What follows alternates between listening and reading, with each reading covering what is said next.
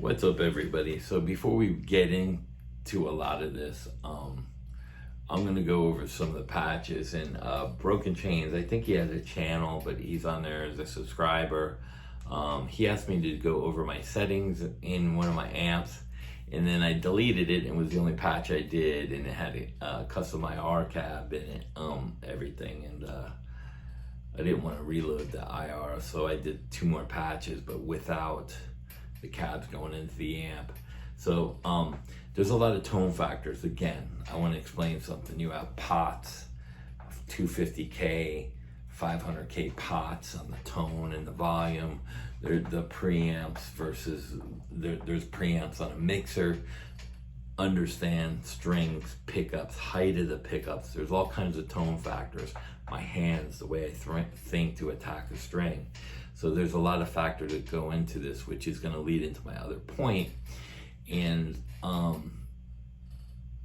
one is Retro just he did a video on the Fender Tone Master, and his complaint was with all his things going through all these processors, they all needed, the patches are unusable and they need to be tweaked.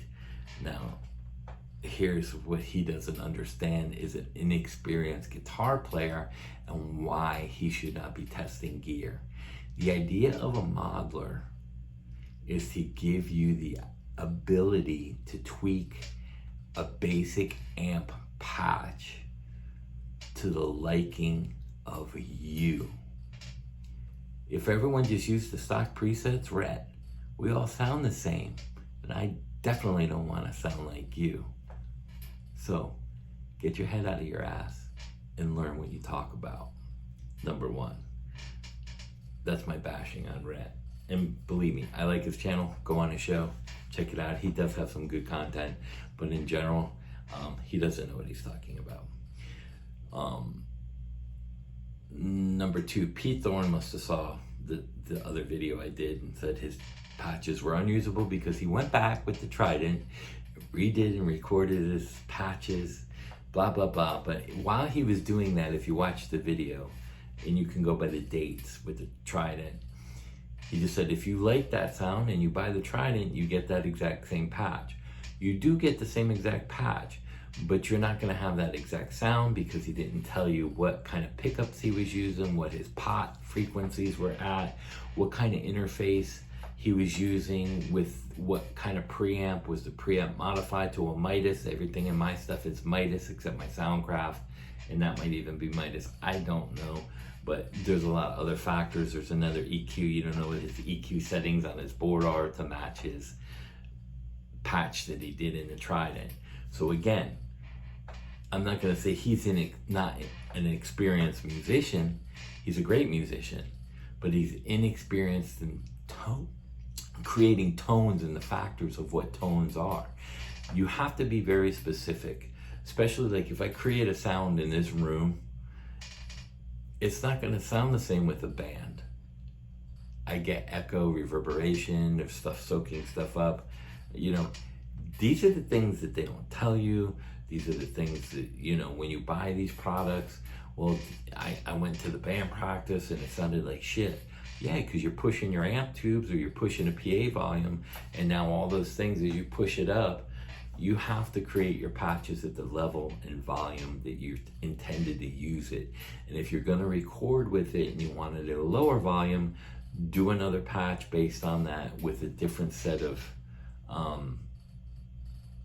adjustments or tweaking. That's the best way to do it. A live patch is not going to sound great. Studio talking volume, bedroom volume patch, they're 2 separate things. Now, like on this patch, like I said, I did, and before I get into it, you can hear that. You hear my volume off. On, it's loud. Now, again, reverbs, delays, all change your tone. This is a 5150 head.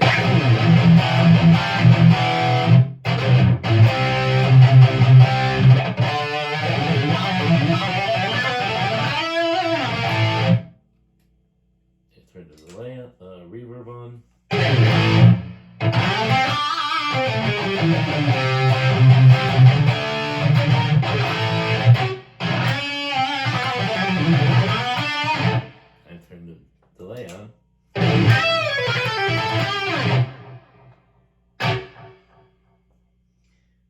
to, let's see.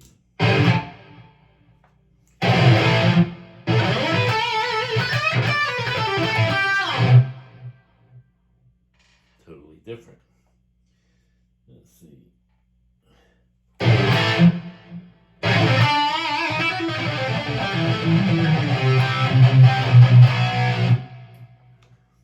So that sounds good. Now, is that going to sound good when I run it into the board? I don't know. I haven't tried it, but I've already made an adjustment because that's loud now. Now, the other patch I did, just so you guys can hear it, 86, I believe it is this one. No, not that one. Let's see. I went down too far. Or did I go too? I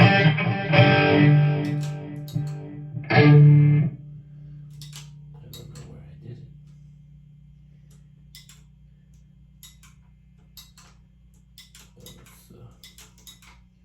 It's this one. So let me take these off. This one.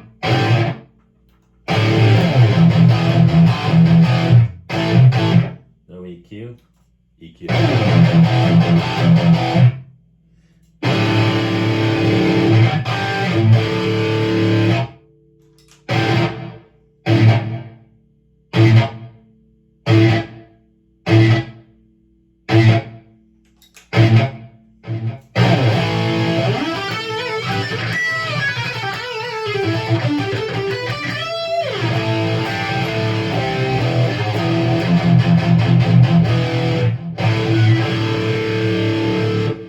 That sounds really good too.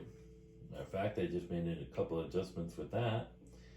Again, because I didn't play it that loud. So there's a lot of factors that go into it, and I advise you guys, go on all these channels and look at it. Now here's the thing about the channels, and like I was saying, Nathan something, he did one on the Fender Tone Master as well, and he specifically says he gets in a lot of trouble with the companies because he says what he thinks.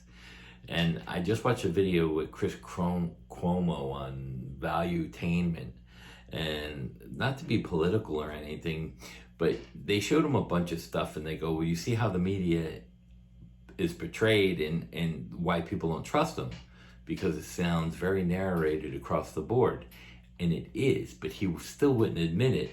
But the thing that was funny to me was one of his statements in there. Well, what I always tell people is, if you get pulled over on a traffic stop and you start shit talking the cop, how do you think that's gonna go? It's not gonna go good. Well, that's the same thing. You start shit talking your employer, shit talk your company. The company gets sponsored money from a certain kind of affiliated political group, and especially if you're in the news, it goes either side, left or right. You know, we all know Fox is right and CNN's left. Those are perfect examples, and there's no in between. So it's one of those things, and that leads into the YouTube channels. When you're getting free product and you say you have a non-biased opinion and don't really say what you think, you know, saying something about, well, we all have to tweak the amps and they're not usable, that's not that bad. But if you go, it's a piece of shit product, don't waste your money. Now, I would tell you, don't waste your money on Helix or a Podgo. Don't waste your money on, I don't know, I would have to go through the board. Atomic amplifiers, I don't even know if they're making some of the stuff. That sounded pretty good to me. The GP200 sounds good to me. The Trident sounds good to me. This sounds really good to me. Sounds like a real amp.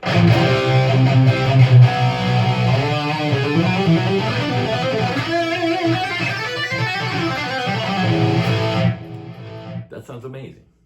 So there are certain things that I will say that I don't give a shit about because I'm not getting free product. So I tell the truth. And the only way to be honest is to be a real consumer, not a gear reviewer, which is getting sponsored by all these companies. And you are sponsored if they give you a free product according to YouTube guidelines, you're getting paid. So going back into this, I won't go through the delay settings and the reverb because you can tweak that to your own side. And this is for Broken Chains. I think he has his own channel. Check him out. He does a lot of review stuff and some cover stuff. Again, the EQ's on, but we'll start with let's start with the all the way to the end, the noise gate. It's at threshold 36 and decay is low at 11, because the decay will create that hollowness. The boost on this one is a tube screamer. The level's at 100, tone at 45, and 50 for the drive. EQ's on. The low band frequency is like 150. The gain's at negative 9.708. If you know, I don't know how much that'll give you the curve of the EQ. And let me see if that'll go back. No. So, and the amp on this one is called a Fireman. And I like this thing. I don't know what it's based off of. I think I don't know if it's a BE Friedman or whatever, but they have it in the GP200 and it sounds really good. I don't know what it is. I'd have to look up their version of it. So the gain's 93, master 45, level 60. The bass is 34, middle's 50, treble at 40, presence at 79, and the bias I cut down to 27.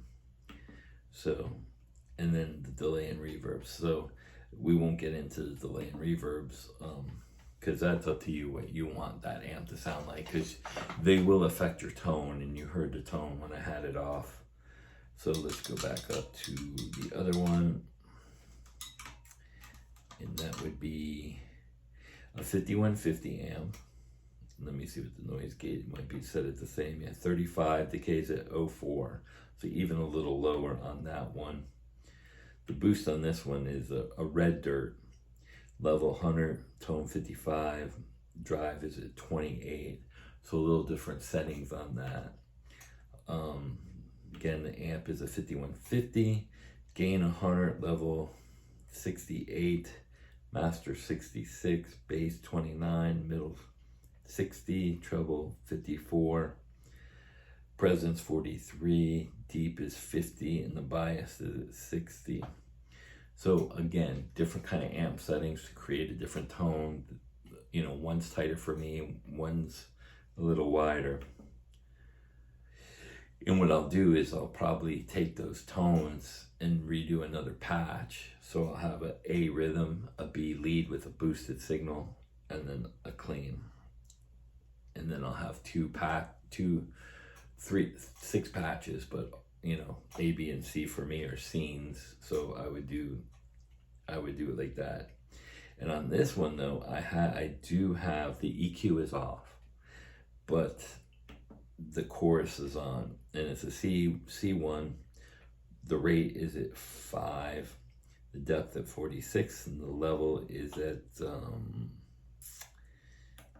let's see, is it 1? So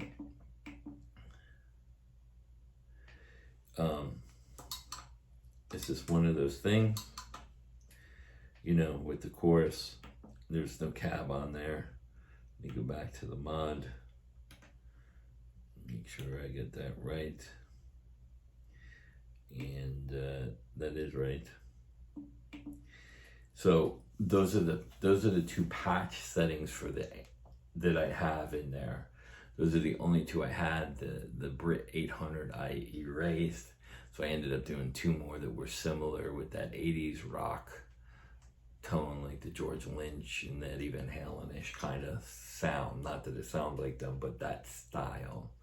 I will go in here and I will do some blues rock, some classic rock tones and stuff like that, just for I'm gonna try to record with this board and see how it sounds in a recording with the noise and everything, and how it takes a wireless system, because I have my Line 6. And here's the thing, I don't think all Line 6 products suck. I'm just saying I don't like the Helix because what they did with it is they compressed the amp block. So your pick attack on every string is the same loudness. So it creates a non-feel for me. It still sounds good, and if you can get used to that, more power to you. My preference is there are other items out there, like the Pod Go with the wireless is a decent product for the money. You can get them for $499. That wireless is $300. So if you buy the Pod Go, you're basically getting the other part of it for what, $200? So it's a good deal. Now the Trident, it's $499, and then the wireless would be $300. So you're looking at $500, $600, $700, $800. Now I got a great deal on it. You can get great deals. Price drops, and like the Valve Tones came out. I think they were $399. Now they're down to $279. The GP200 is something that I would recommend as well. It has a lot of great amp model sounds and stuff. I think the Trident is better with the amp sounds. I just wish it had the effects that the GP did in the navigation, although this isn't horrible. So let's get that clear. Once everything's set like me, you can tweak it like you saw me tweak when I turned the amp volume up. So there are pros and cons to it, but they're not a huge factor in deterring me from the buy it. The Pod Go would deter me because of I can't control the amp block compression so that the strings come out at different volumes. Unless somebody knows how to do that, I would like to hear that. For me, Fractal is still the best. The Quad Cortex was okay, but I still liked the Fractal. Now, I use the AX8, which is the older model, and I have my reasons why I use that. The newer ones sound, to me, pretty good. Not a huge difference, maybe with the effects, but again, it's like Kemper. Kemper has great amp sound, but their effects lack. And I don't know why they don't come together and make an ultimate board, like Fractal, Kemper, and Line 6. Line 6 has amazing effects. Integrate the HX into one of those boards, pay them a percentage, you get all that Line 6 effects in there with the Line 6 wireless coming out of a Fractal. I don't know. There's so many ways to do it, but then it's like the Tone Master. I really like the screen. I've played in one. I don't own one. He wouldn't let me take it to do a review. He had just got it, but the screen is amazing on the Fender. And again, none of these suck to where you wouldn't want to buy them. It only comes down to price point. Now for me, the best value one is the GP200 because it does a lot of things, sounds great, has a lot of features and a lot of bang for $279 brand new out the door. These are $499, and we all know Nux products diminished. Now, like I said, on the Nux, I wish they had did something like this for the delay. There's 7 different delays on there, and it's a great delay pedal. Why didn't they incorporate the Timecore Deluxe into the pedal board? I don't know. I think that's a bad move on their part. That would have made it really good. Same thing with other EQs. Again, when I use an amp EQ, I use an EQ that's built and integrated into my overdrive. Again, you get what you pay for. It's $300, I think, for this pedal. So a lot of people don't have that money. A lot of things are based on budgets. I don't have a budget, so I'm able to afford whatever I want to buy and demo it and resell it if I don't like it. And this is my suggestion to all you YouTubers that are reviewing gear. Buy it outright, because as a consumer, you can say whatever you want. You're not obligated under any law to appease them. You're giving 100% truth. But again, a lot of these channels who grab this stuff for free have become money grabs. They get all this free gear, they get money to promote the products, and they want to I wish companies would find people that were more legit and say, listen, we want you to review the product and you can say whatever you want, but you're going to buy it at cost. And then see how many people would. Probably 5% maybe of these YouTube reviewers. So again, peace out, enjoy, and I hope this helped you guys.